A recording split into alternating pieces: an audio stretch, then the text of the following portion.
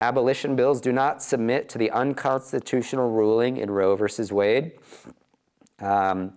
So in this, a lot of the arguments that you'll hear from politicians is the court will just strike it down, right?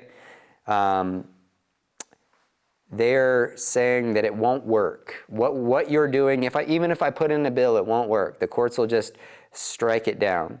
An objection like this assumes a pragmatic approach to ending abortion.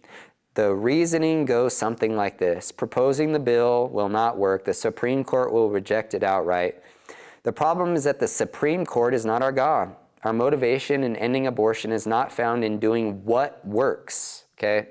We got to focus on this. Our motivation as Christians in ending abortion is not merely found in doing what works, but doing what is right before God. He has told us clearly what He requires. We are to be faithful. We are to be consistent. We are to legislate consistently with our fundamental premise that life begins at conception. Most importantly, we are to obey God and fear God rather than man, Acts 5:29. Obedience to God shows our love for Him and our love for our neighbor, John 14:15. God calls Christians to be faithful and obedient, not to merely do what we think will be successful.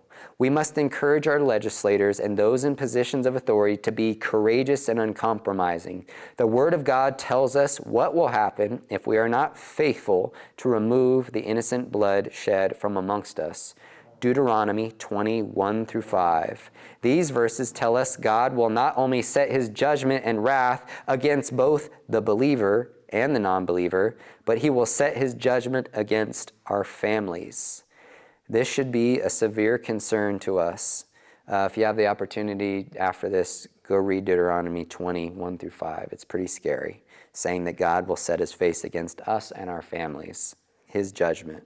60 million murdered in our country, that's a scary count. Wombs become a death camp, trash can a burial. American Holocaust, more than all the soldiers lost in every single war. It's an era marked in gold. The innocent, defenseless babies.